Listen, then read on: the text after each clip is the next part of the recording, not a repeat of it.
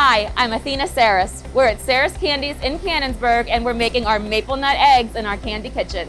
We start by combining a mixture of corn syrup, sugar, and water. Once the ingredients have reached the proper temperature, the batch is poured onto our ball mixer machine, where we allow it to cool for about 20 minutes. The base is then mixed thoroughly in our machine, and we add a few other ingredients including maple flavoring and fresh English walnuts. Once the mixture's combined, we roll it out by hand and let it rest until it cools to room temperature. The finished maple center is then fed into an extruding machine, where it's proportioned out and placed onto the belt of our enrober. The extruded centers get a chocolate bottom and are drenched with a thick layer of Saris milk chocolate. Then, each egg receives a chocolate drizzle from our stringer and is decorated by hand with a signature chocolate flower. They travel through a cooling tunnel and then are cello wrapped and packaged. These delicious eggs are available online and at our Canonsburg store.